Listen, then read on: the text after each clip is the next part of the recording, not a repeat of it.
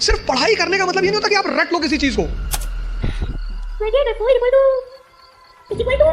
पढ़ा जा रहा है सिर्फ ये नहीं किताब ले लिया रटे जा रहा है। एलपीजी क्या है? कनेक्टिविटी। मतलब 20 साल के टीचिंग कैरियर में जो हारने की सबसे बड़ी वजह है लोगों की, वो ये है कि वो इस परीक्षा के पैटर्न को समझे बिना सिर्फ पढ़ाई करते हैं। एक फॉर्मूला है 20 पेजेस पर डे, 3 महीने, 90 दिन का कोर्स है ये। 3 महीने, 4 बातें। आज के इस सेमिनार में मैंने 4 बातें बताई। ये 4 बातें आप हमारी तरफ से आज ले जाओ।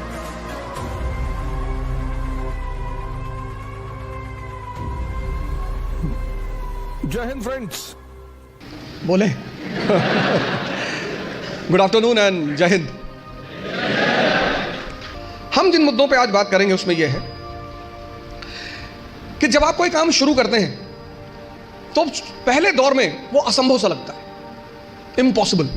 कोई भी काम, यहां पे जितने लोग बैठे हैं सब साइकिल चलाना जानते होंगे। अब तो सब जानते होंगे। अब क्या लगता है कि साइकिल चलाना कितना आसान है, लेकिन जब सीखना शुरू किया होगा तब कितने दिन लगे होंगे साइकिल लेके सिर्फ दौड़ने में।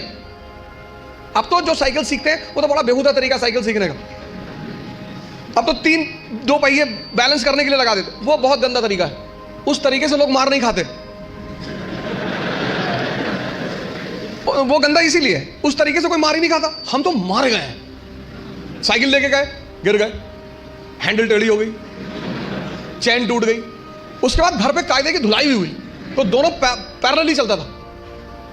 और 1980s में साइकिल होना ही बड़ी बात थी।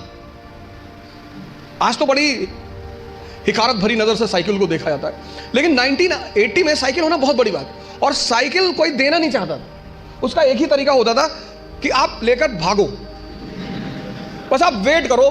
जैसे कहते हैं ना गुरिल्ला वॉर, कि पिताजी आए, साइकिल खड़ी की और गलती से अगर उन्होंने चाबी नहीं निकाली तो आपका काम हो गया। तो 10 दिन 15 दिन तो इसमें लगता था बैलेंस करने में। कितना असंभव लगता था साइकिल सीखना, और आज मजाक लगता है।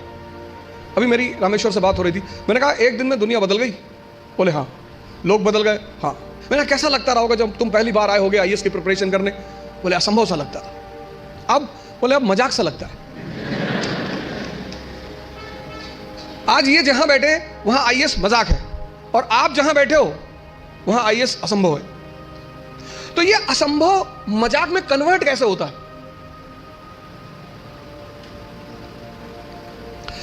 एक लड़के ने, उसकी गर्लफ्रेंड की शादी हो रही थी।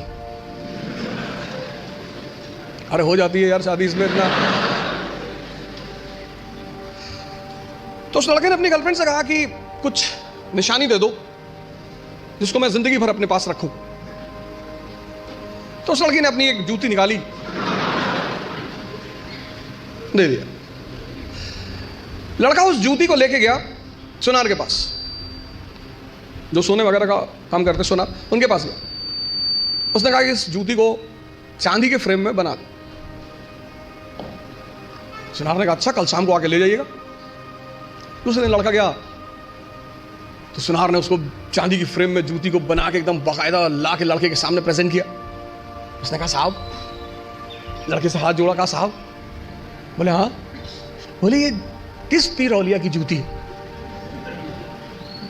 तो बोले ये किसी पीर औलिया की जूती नहीं है, ये मेरी गर्लफ्रेंड है, उसकी जूती। सुनार ने जूता निकाल के 3-4 जूता मारा। बदतमीज कहीं गए। लड़के ने क्या हुआ? कहा कल से मेरा पूरा खानदान इसको 20-20 बार चूमने जा रहा है कि किसी औलिया की जूती, औलिया की जूती, औलिया की जूती।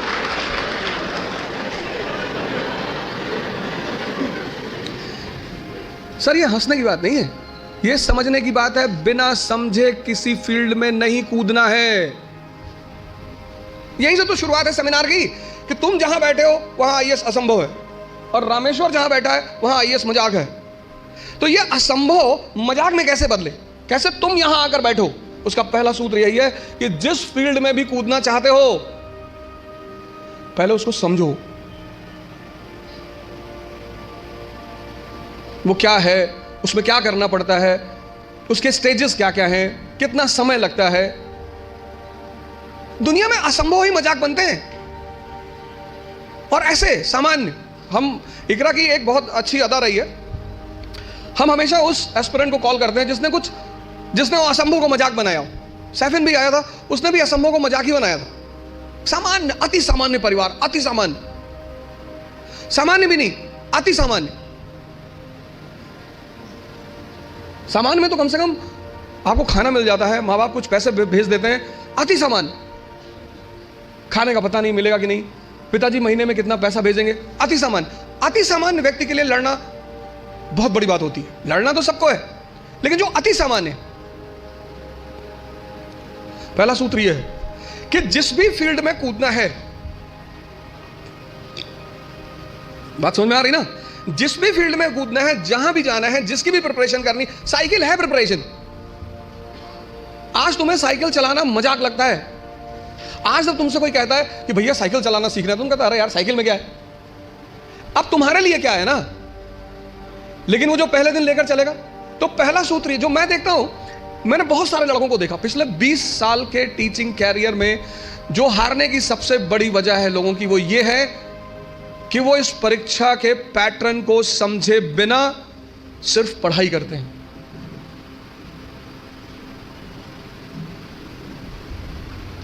और हर चीज का एक तरीका है, और हर जगह कोई गुरु है। आपको भी किसी ने साइकिल चलाना सिखाया होगा, वहां भी कोई गुरु रहा होगा, उसने कहा होगा हैंडल बैलेंस कर, हैंडल बैलेंस कर, सीधे देखो, सीधे देखो। कहां किसको सीधे दिखाई पड़ता है। पैंडल में पैर रखो तो हैंडल घूम रही है, हैंडल संभालो तो पैंडल इधर जा रहा है, और सब संभाले तो खुद नीचे आ गए। पहला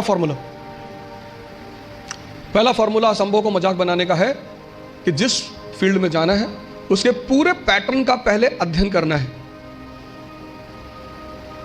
तो पहला काम आप यही करो, समझो कि इस पर्टिकुलर एग्जामिनेशन की क्या आवश्यकता है। दूसरा, सेल्फ इंट्रोस्पेक्शन। आपकी क्षमता कितनी, आपकी ताकत कितनी, कम है, बढ़ा लो। भाई पहले दिन जॉगिंग करने जाओगे तो 20 किलोमीटर करोगे, और 20 किलोमीटर कर लिए तो शाम को आईसीयू में मिलोगे। जब भी हम कोई काम शुरू करते हैं तो हमारा मन बड़ा एक्साइटमेंट में रहता है। जैसे बड़ी छोटा सा एग्जांपल है, जब हम स्कूल में थे और क्लास चेंज होती थी, ये 3rd से 4th में गए, तो जब 4th क्लास की किताबें आती थी नई नई, उस दिन पढ़ने का बड़ा मन करता था। फिर 10 दिन बाद जब वो किताबें पुरानी हो जाती थी तो वही किताबें देखने का मन नहीं करता था। ये मन का नेचर है, एक्साइटमेंट। नहीं बाइक घर में आई, खूब चलाए 3-4 दिन, बाद में देखने का मन ही नहीं किया। अपनी ताकत, क्षमता सबकी बराबर है, कोई कम यूज करता है, कोई ज्यादा यूज करता है। मेहनत करने से, सिर्फ पढ़ने से कुछ नहीं होता। अगर मेहनत करने से सब कुछ होता तो सबसे ज्यादा फायदा होता मजदूरों का।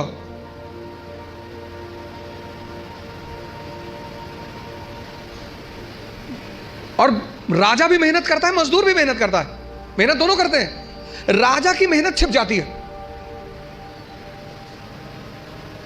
क्यों छिप जाती है? क्योंकि वो फॉर्च्यूनर में चल रहा होता है, तो लोग उसकी मेहनत नहीं देख पाते, उसकी फॉर्च्यूनर देखते हैं, उसका कपड़ा देखते हैं, उसका घर देखते हैं, इसलिए राजा की मेहनत दिखाई नहीं पड़ती, लेकिन मजदूर की मेहनत दिखाई पड़ती है। अब ये क्षमता विकसित, स्ट्रांग कैसे होगी? बड़ा प्यारा फॉर्मूला, सेकंड फॉर्मूला। क्षमता बढ़ानी है मन की हजम करने की, बहुत प्यारा, जो कि फिर 98% लोग नहीं करते। तुम बिना सोचे पढ़ सकते हो, तुम बिना सोचे पढ़ सकते हो, बिना सोचे लिख नहीं सकते। एक फॉर्मूला है 20 पेजेस पर डे। आप लिखिए। आप किसी भी कोचिंग जाते हैं, कहीं भी जाते हैं, कोई टॉपिक खत्म होता है, उस टॉपिक को आप कम से कम 5 बार लिखिए। आप पढ़ने की आदत छोड़िए, लिखना शुरू करिए।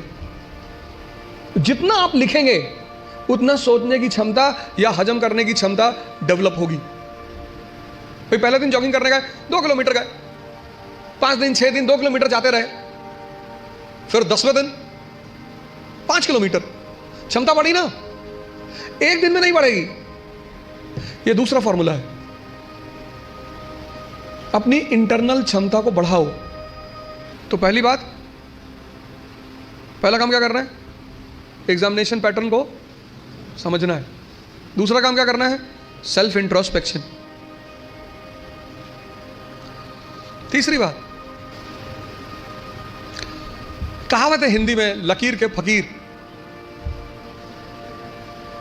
मतलब उनको एक ट्रैक पे रख दो, वो उस ट्रैक से कभी हटेंगे ही नहीं। उतना ही करेंगे जितना बताया जाएगा, उतना ही बोलेंगे जितना कहा जाएगा।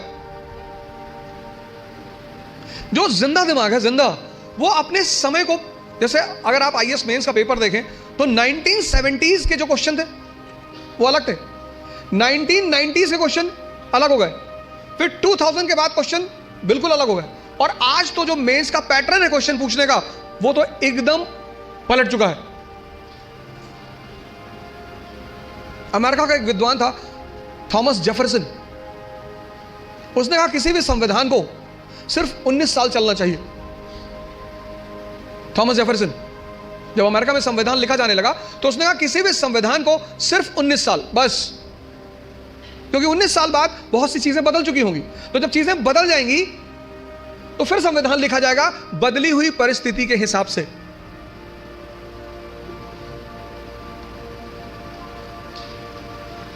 गावस्कर किसी जमाने में क्रिकेट के सुपरस्टार थे।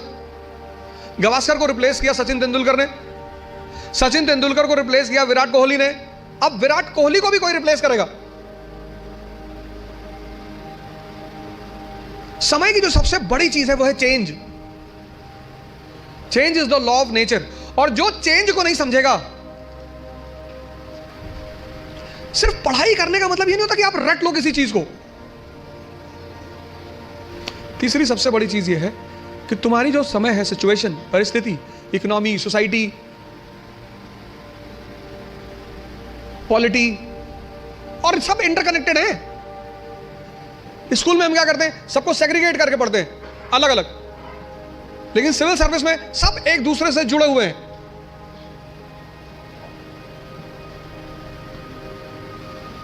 तुम्हारी जो परिस्थिति है, तुम्हारा जो समय है, उसको देखना, उस पर गौर करना बहुत जरूरी है। अगर तुम अपने समय को नहीं, उस परिस्थिति को नहीं पहचानते। 17s का क्वेश्चन पेपर अलग था क्योंकि तब इकोनॉमी और सोसाइटी अलग थी। 80s का क्वेश्चन पेपर अलग था क्योंकि तब इकोनॉमी और सोसाइटी अलग थी। 91 के बाद तो ड्रास्टिक चेंज आया, एलपीजी, तुरंत यू टर्न मारा एग्जामिनेशन पेपर ने, और अब एकदम अलग परिस्थिति दुनिया में चल रही। पूरी दुनिया में, कहीं एक जगह नहीं चल रही है, पूरी दुनिया में।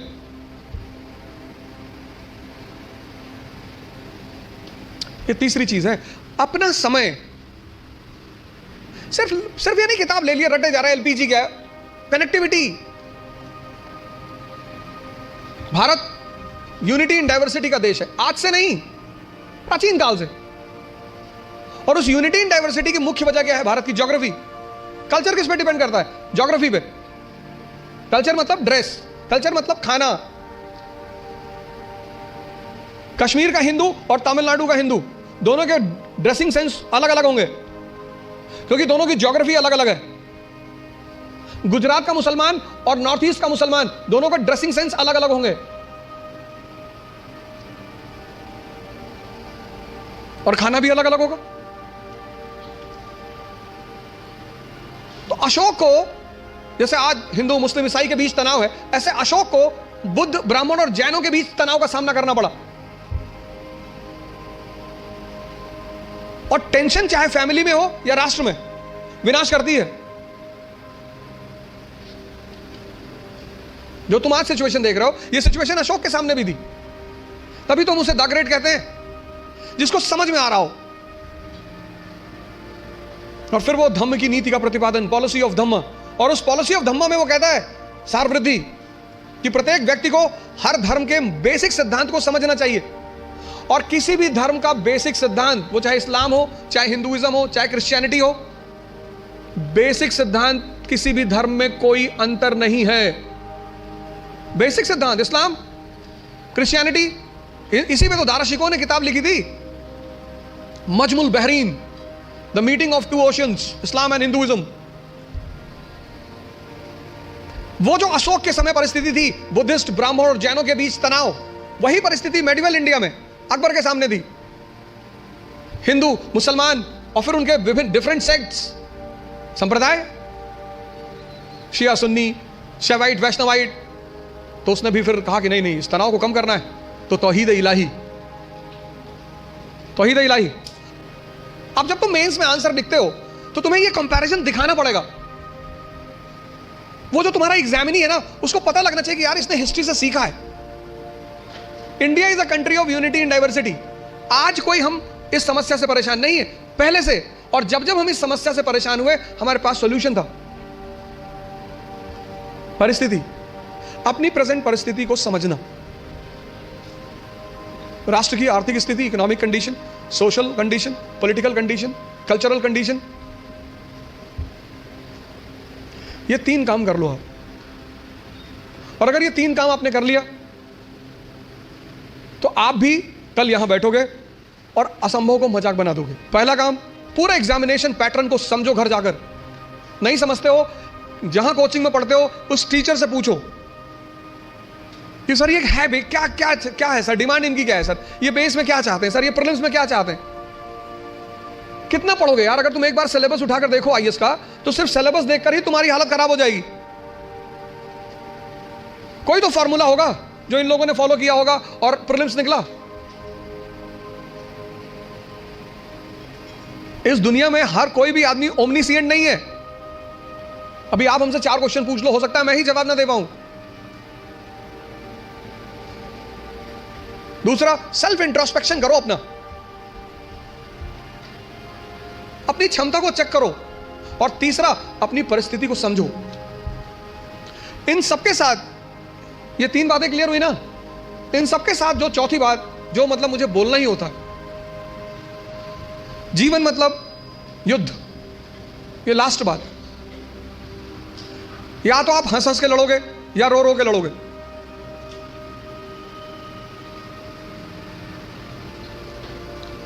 जीवन मतलब युद्ध। 2 लोगों के जीवन में कोई लड़ाई नहीं है।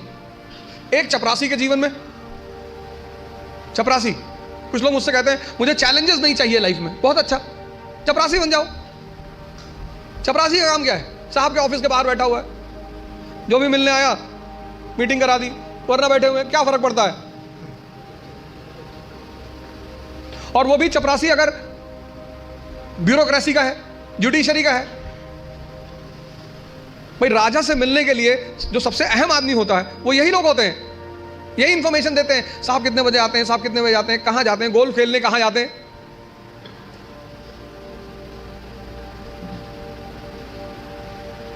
और या फिर जो लोग हरिद्वार चले गए, जिन्होंने कहा भैया हमें नहीं बनना आईएएस, हमें प्रधानमंत्री नहीं बनना, हमें कुछ बनना ही नहीं।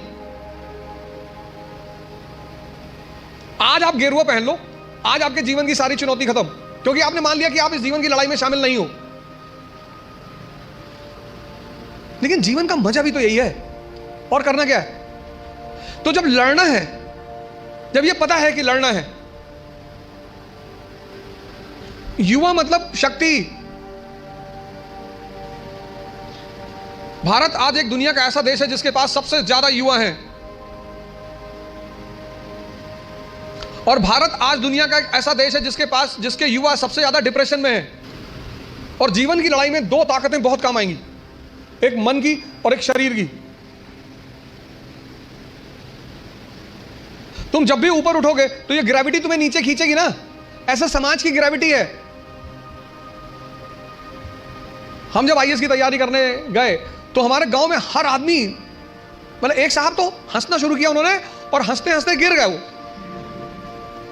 उन्होंने हमसे पूछा दिल्ली क्यों जा रहे हो? अब मेरा दिमाग खराब था, मैंने कह दिया मैं आईएएस की तैयारी। बोले आईएएस? फिर वो हंसने लगे और हंसते हंसते वो गिर गए। और उस हंसी का इतना रोल रहा मेरे जीवन में, मतलब उस हंसी ने मुझे एकदम मजबूत कर दिया था कि अब आईएएस ही बनना है। उस दिन मुझे एहसास हुआ कि महाभारत क्यों हुई। आपको कोई डांट दे उतना बुरा नहीं लगता, आपको कोई भगा दे बुरा नहीं लगता। जब लोग हंसते हैं ना तब बहुत दर्द होता है। लेकिन मेरे पिताजी ने मुझसे कहा कि आईएएस प्रधानमंत्री बनने वाले आदमी। अरे मैंने कहा यार क्यों चढ़ा रहे हो फालतू में। भगवान का आशीर्वाद से आज भी हमारे साथ हैं। और मैं अगर उनसे कोई भी बात कहता हूँ तो तुम्हारे लिए तो कल ही कर लोगे। मैंने कहा सोच रहा है हवाई जहाज खरीद लो, अरे ने कहा भैया जी लेने दो, लेकिन उन्हीं की वजह से मतलब आज जहां भी मैं हूं उसमें सबसे ज्यादा योगदान मेरे पिताजी का है।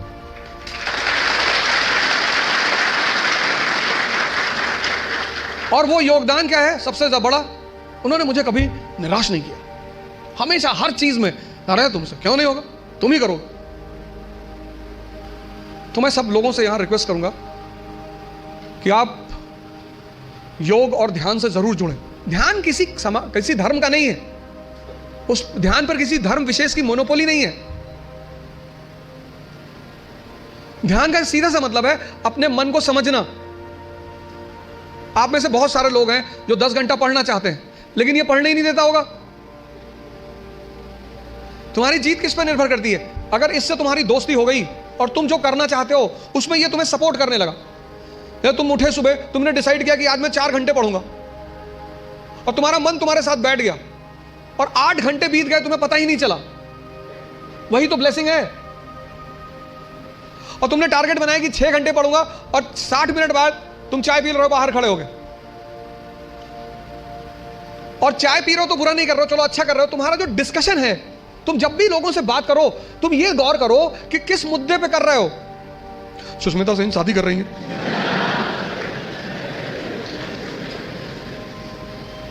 तुम्हारा चाय पीना भी बुरा नहीं है, तुम्हारा डिस्कशन करना भी बुरा नहीं है, बुरा है तुम्हारा मुद्दा।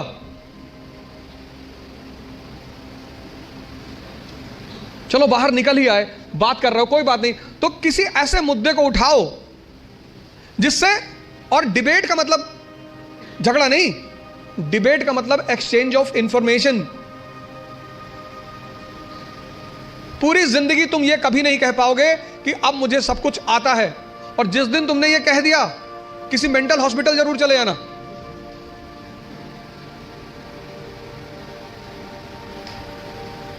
अपने आप को ताकतवर बनाओ, फिजिकली और मेंटली, क्योंकि यही ताकत तुम्हारा उत्साह बनेगी। मुझसे लोग पूछते हैं उत्साह कहां से आता है? शक्ति से। ये जो एंथुजियाज्म है, ये जो कॉन्फिडेंस है, ये ताकत का खेल है। अपनी पढ़ाई के साथ जिस चीज को तुम निगलेक्ट करते हो, जो निगलेक्ट करते हो, तुम उस पर ध्यान ही नहीं देते, वो चीज है तुम्हारी पर्सनैलिटी। पढ़ाई के साथ साथ जो इक्वली इंपॉर्टेंट चीज है वो है पर्सनैलिटी, तुम्हारी साइकोलॉजी, तुम्हारा सोचने का तरीका। 4 बातें आज के इस सेमिनार में मैंने 4 बातें बताई। पहला, पैटर्न ऑफ एग्जामिनेशन। दूसरा, सेल्फ इंट्रोस्पेक्शन। तीसरा, सिचुएशन। और चौथा, पर्सनैलिटी। ये 4 बातें आप हमारी तरफ से आज ले जाओ। बाकी तो एग्जामिनेशन पैटर्न पर रामेश्वर अच्छा बोलेंगे, आप इनसे ज़्यादा सवाल करिएगा।